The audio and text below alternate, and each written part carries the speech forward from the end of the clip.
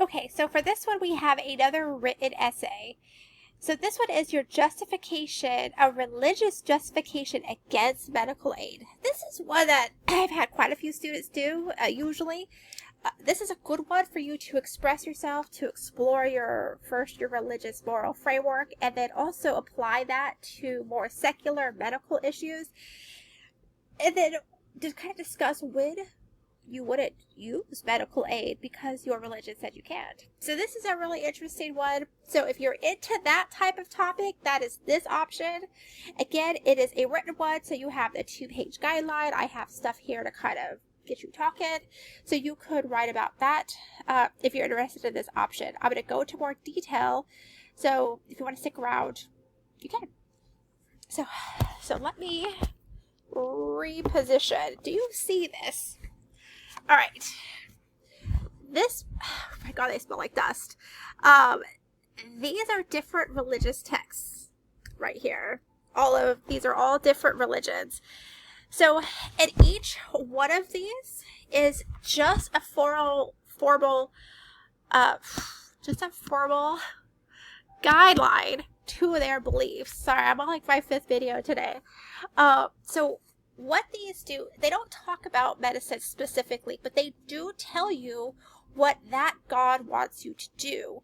And if you're a follower of one of these, you have to hopefully do what your God tells you to do, or there's repercussions for that depending on which one you're following. So the first question is going to kind of ask you to briefly introduce me to your specific religion. And you can see why I do that, because I need to know about yours. So if we look at these, for example, these are all the Greek gods right here. And I'll be honest, I am not familiar with the nuances of the Greek, the Vikings, and the pagan religions in such a manner. And then if we kind of go down a little more, these ones right here, these ones are from the Christian faith.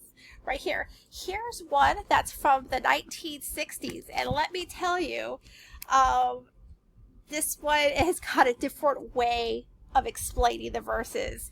It's definitely geared towards that hippie on the beach. I remember seeing this in my parents' house growing up. I'm from a Christian background, kind of agnostic now.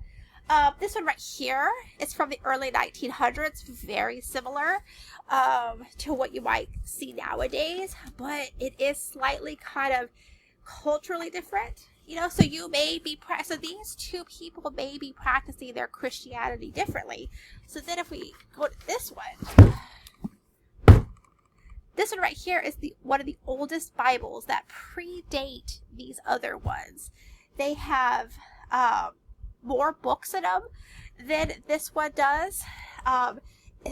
They practice their Christianity much different because, again, like I'm saying, like the King James Bible, this one predates it by hundreds of years. So how they're practicing their religion is very different. And then then we've got the Torah right here. This is obviously a study one. The Torah is going to be the scrolls.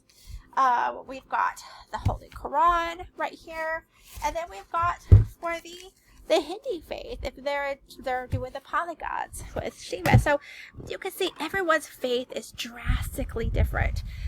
So I want you to kind of explore how you practice your worship to your God, so we're all on the same page. Now, obviously, if you're atheist, this option probably won't apply to you, and you'll probably do one of the other ones. If you're agnostic, that means you have no clue which one of these you should follow, and you kind of possibly are practicing like a cultural religion, as in you probably celebrate the holidays, you probably celebrate some of the rituals, but you don't feel like you fit into one of these books specifically, so you're kind of crafting your own book, so to speak.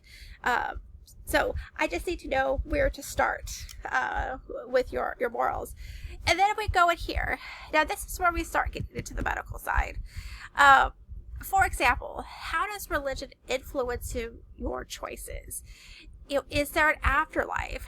And how do you use your moral framework when it comes to making medical decisions. Are there some things that you can't do, some things that you can do, and kind of go from there. And then are there times when your specific one says, let nature be nature, let everything follow the order, the way in which it's perceived, and don't interfere, and you refuse medical care?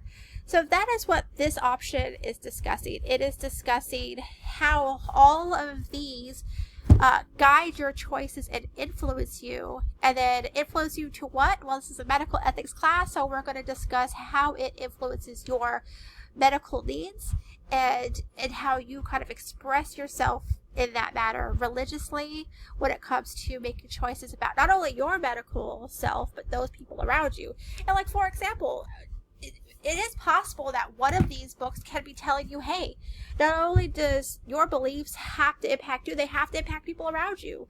So it's your duty to make sure you live in a world where your views are legislated, so, or not, so that's kind of what this assignment does. It just explores the intersection of religion and medicine, but from your perspective specifically. So let me know if you need any clarification or help on this one.